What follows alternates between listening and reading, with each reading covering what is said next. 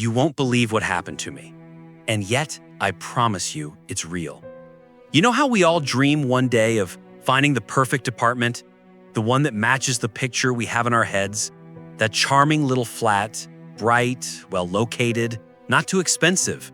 The kind of listing that seems too good to be true. I thought I had finally found that dream place. But in reality, I was walking straight into a trap that could have cost me all my savings. At the time, I was living in Paris, in a tiny studio. Too small, poorly insulated, where you could hear your neighbors walk, talk, live their lives. I had finally managed to save a bit of money, and I wanted to upgrade, find a real apartment. I spent my evenings scrolling Le Bon Coin and Saloche, calling landlords, visiting dumps that never looked like the pictures. Prices were insane, and everything was gone within hours. It was exhausting and discouraging. And then, one evening, I stumbled upon the perfect ad. A 42 square meter, one-bedroom in Le Marais, the historic heart of Paris. Just the address made me dream. The pictures were stunning. Old wooden floors, high ceilings with moldings, a decorative fireplace, a modern kitchen, and best of all, a balcony overlooking a cobblestone street with old stone buildings. The price? 950 euros a month. I swear, in Le Marais, that's impossible. Usually it's double. I didn't think twice. I clicked on Contact the Landlord. Minutes later, I got a reply from someone named Michel, in his 60s, with a reassuring profile photo. An older man, smiling, glasses on. His message was polite. "Hello, the apartment is still available. I have many requests, but if you're really interested, I can show it to you tomorrow." The next day, I had an appointment on Rue des Archives. Beautiful old building, big wooden door, code entry, spiral staircase with patterned tiles. Michel was waiting for me downstairs. Shirt, neat look, friendly smile. We went up, he opened the door, and I was stunned. The apartment looked exactly like the pictures, maybe even better in person. Sunlight pouring in, fresh paint on the walls, stylish but subtle furniture, that smell of freshly cleaned floors.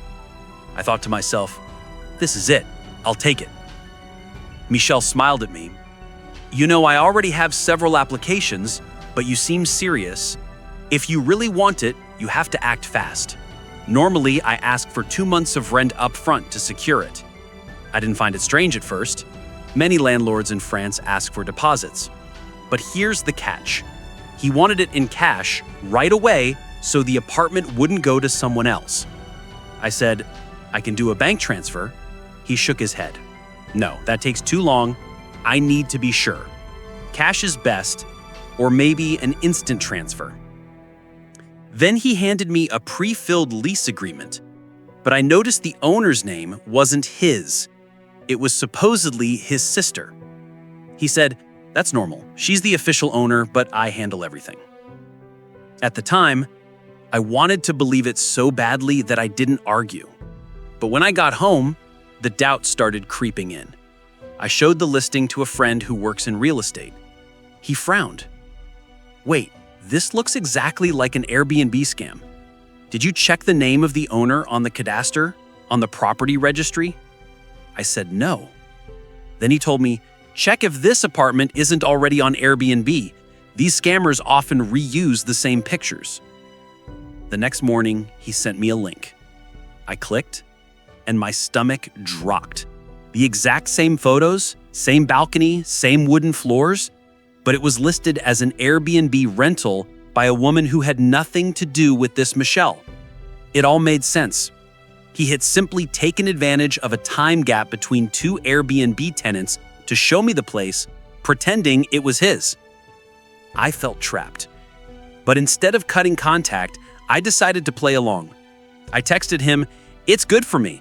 I can bring you the deposit this afternoon." He replied immediately, "Perfect. Let's meet in a cafe near Bastille."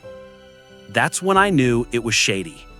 What kind of serious landlord asks for a deposit in cash at a cafe? I decided to call the police. An undercover officer agreed to accompany me. That afternoon, I arrived at the cafe.